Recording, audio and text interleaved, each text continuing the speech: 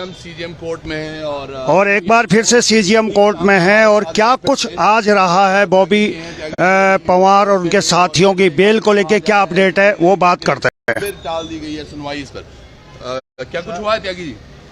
देखिए, सरकार नहीं चाह रही है कि उन युवाओं की बेल हो और वो लोग बाहर आएं, क्योंकि वो बाहर आएंगे तो जो भ्रष्टाचार वो उजागर कर रहे हैं वो भ्रष्टाचार उजागर होगा। आज फिर से 1 बजे सीजीएम महोदय के यहाँ पर बेल पर सुनवाई होनी थी, लेकिन अभियोजन पक्ष की ओर से एक नया पेज फंसाने में लेकर आए हैं और कह रहे हैं कि साहब, जो जांच हुई है और जो मेडिकल है उससे ये प्रतीत हो रहा है कि 307 की बढ़ोतरी होना इस मुकदमे में आवश्यक है और हम 307 में इस मुकदमे में पुनः रिमांड लेते हैं। हमारी तरफ से, बचाव पक्ष की तरफ से इसमें विरोध किया गया, कहा गया कि ये सिर्फ और सिर्फ शासन प्रशासन इन लोगों को बाहर नहीं आने दे रहा है। इस तरह से नए नए रोज एक हथकंडे अपनाए जा रहे हैं जिससे कि युवा बाहर आकर फिर से इस आंदोलन को खड़ा ना कर सकें।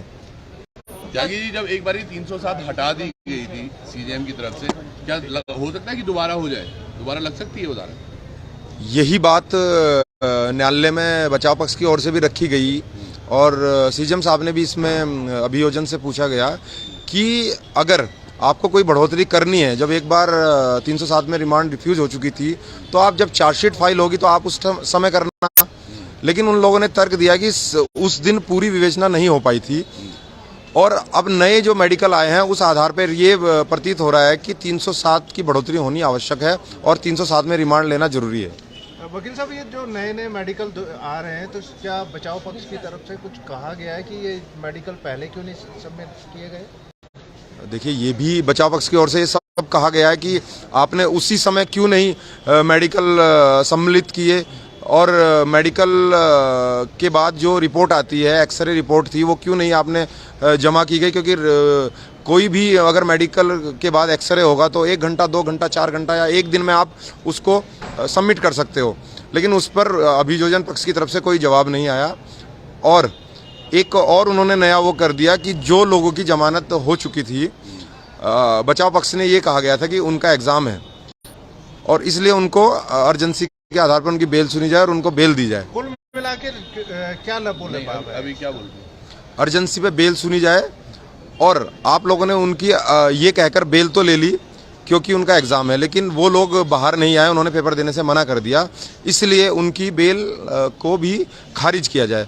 हमने उसकी भी आपत्ति की है कि उन लोगों ने ये कहते हुए बाहर आने से मना कर दिया कि जिस परीक्षा को हम टालना चाहते हैं, जिसमें इतना भर्ती घोटाला है, हमें सरकार से ये उम्मीद नहीं है कि उसमें फिर से सही तरीके से वो परीक्षा होगी।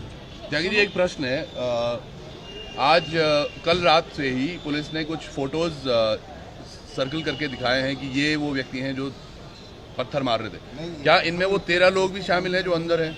जी नहीं, वो लोग तो धरने पर बैठे हुए थे, नीचे बैठे हुए थे। उन लोगों को तो पुलिस ने उठाया और उठा के गाड़ी में डाल लिया और उनको लेकर जाके फिर उसके बाद फर्जी मुकदमे में उनको प्लांट करके जेल भेज दिया गया। ये 307 क्यों हो रही है, इस पर भी बात की आपने, इसमें जिरह की? बचाव पक्ष ने पूरा विरोध किया। जो इन लोगों ने फिर से रिमांड 307 में ले रहे हैं उसका बचाव पक्ष में पूरा विरोध किया और कहा गया कि ये लोग छात्र हैं।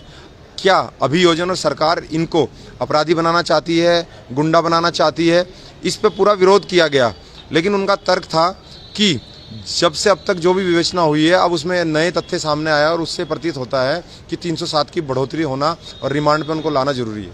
क्या अब इसमें अगला कदम आपका क्या होगा? माननीय न्यायालय ने एक मौका और अभियोजन को दिया है और उसमें कल की तारीख निश्चित की है।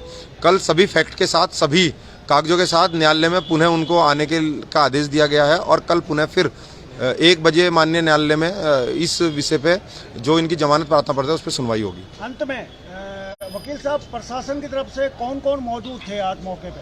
प्रशासन की तरफ से जो ज्वाइंट डायरेक्टर हैं लो, वो मौजूद थे, डीजी साहब मौजूद थे, एपीओ महोदय मौजूद थी और एसपी सिटी भी मौजूद थी।